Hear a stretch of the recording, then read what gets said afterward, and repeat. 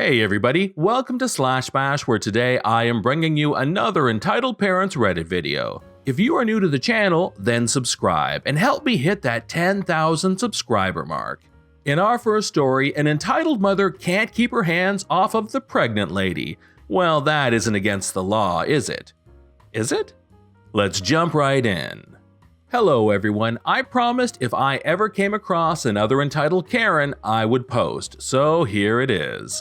The cast is me, a rookie cop, a pregnant mom, and an entitled mother, Karen. So I had just started my shift and I was feeling good. I had a nice dinner, all my favorite partners were on shift, and I was jamming out to my favorite Backstreet Boys track in my car. Then it happened.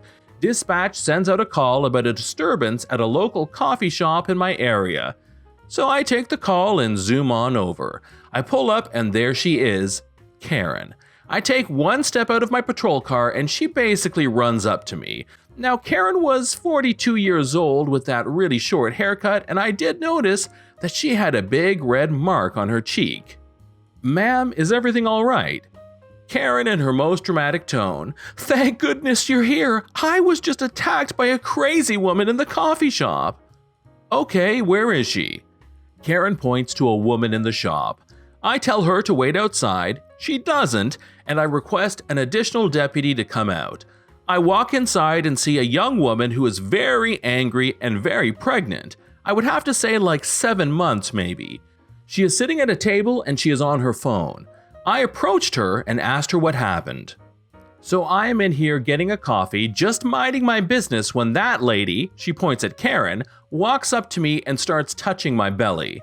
I ask her to stop, but she keeps touching me. Then, when the barista sets a coffee down for me, she takes it off the counter, hands it back to the barista and says it's illegal to sell coffee to a pregnant woman.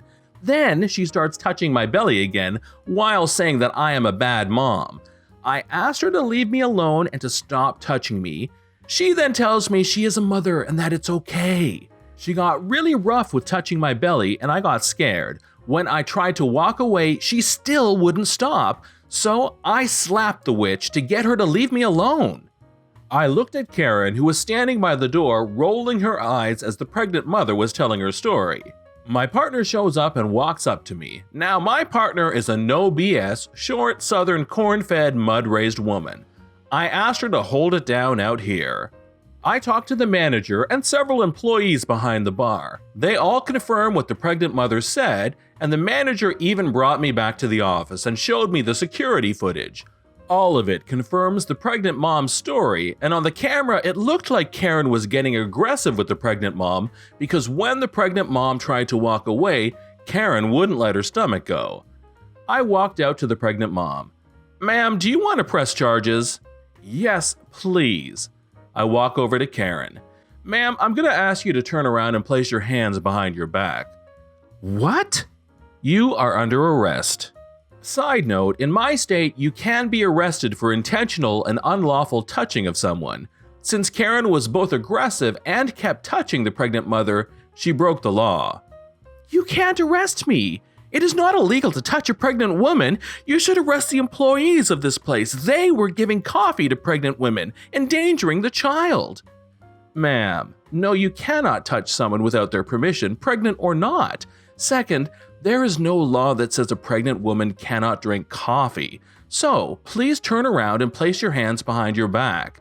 "No, I am not getting arrested. I am leaving. I have to get home to my children."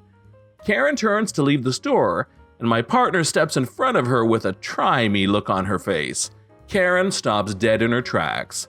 I took that moment, snatched her hands, and put on a pair of cuffs. Karen loses it. She starts trying to get away and screams. She is flailing so hard that she knocks off my body camera. I have to pick her up and carry her to my patrol car. When I get there, my partner opens the door, but Karen actually puts her feet on the panel to stop me from putting her in. My partner rolls her eyes, grabs her taser, and zaps Karen's leg. Karen shrieks and finally gets in the car. My partner, the saint that she is, says she will do the paperwork while I take Karen to jail. During the whole ride, Karen is telling me that I need to watch my back, how she knows the sheriff, how I am going to lose my job, and how I have no idea who she is. I get her to the jail and she starts going off about her rights. She needs to talk to a lawyer and she needs to be released right now. The jail staff was looking at me with that "what unholy nightmare did you bring us" stare. Once our report was finished, I realized that I still have 9 hours left on my shift. Luckily, the rest of the night was not that bad. In story number 2, we have an entitled mother who was offended when you don't speak English in her country. This story took place 5 months ago, so it won't be exactly word for word, but I've remembered enough of the event to recite it. Blah blah blah, you've all heard it before. So my stepmom is British, Welsh to be exact. For those who don't know, Wales is the little hump west of England and north of Cornwall. It's a beautiful place known for sheep, alcohol, and mistakes involving sheep and alcohol. My stepmom is ethnically Welsh but raised in England. Despite this, my Nain and Taid, Welsh for grandma and grandpa, insisted on her and her brother learning Welsh to preserve their heritage. The Welsh are a proud people, and so they wanted to ensure their children were as immersed as they could be.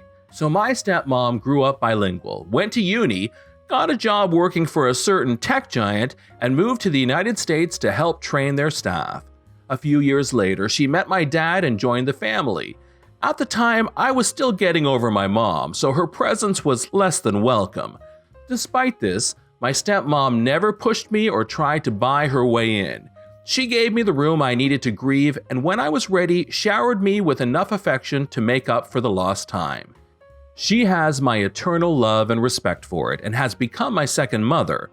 Now, we live in a large town in the Midwest, being west of the seaboard but east of the Mississippi. So while most people are open to outsiders, there's the usual few who just want to ruin everything. Around Christmas time, I was visiting home from college with my girlfriend, Charlie, whose awesomeness has been detailed in another post, enjoying some quality girls' time with my stepmom. We were in the mall searching for some place that sold plastic modeling glue for my dad. He's really into Warhammer. During this, my stepmom is on the phone with her brother, who still lives in the UK, catching up and sharing some laughs. They were speaking Welsh to each other, which happened to offend a woman who has since earned the title of Karen.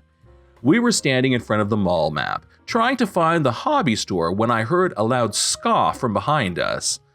I turned to see a woman dressed in a rather nice-looking business suit corralling her kids away like they just encountered a streaker. Now, I was ready to let it go, but Charlie can get very defensive of people she likes, so she ended up calling her out. "Something offend you, ma'am?"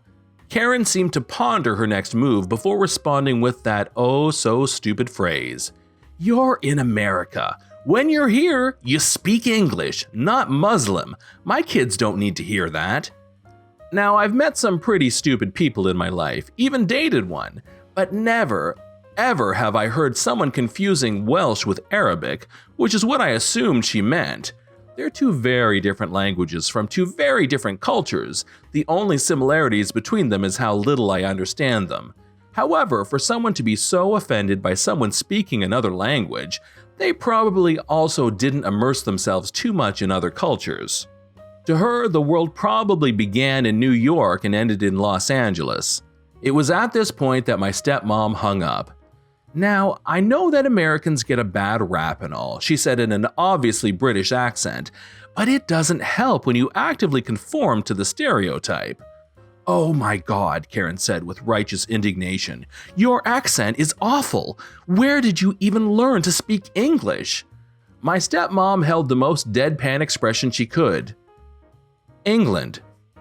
I swear I could smell the smoke coming from the flaming mess inside Karen's skull. She looked at Charlie and I, a pair of shockingly Caucasian college brats, and then my stepmom, our even paler chaperone, took a moment to process what she was doing and then walked away, dragging a group of embarrassed-looking tweens with her. I have to give her credit, at least she knew when to quit. My stepmom chuckled, muttered an offensive-sounding Welsh phrase, and then helped us scan the map for the hobby shop. The rest of the day went well, and we had a funny story to tell my dad when we got back. To all my bigots out there who get offended when someone speaks another language, get over yourselves. The world doesn't revolve around you. To all my bilingual friends out there who speak their native tongues, good for you. It's important to keep your culture alive. And to Karen, next time you try to accost someone for speaking something other than English, at least get the right continent. This is John from Slash Bash. Thanks for watching. If you've enjoyed the video and want to see more of them, then hit that subscribe button. We'd love for you to drop a like, share it with your friends, and we will see you in the next one.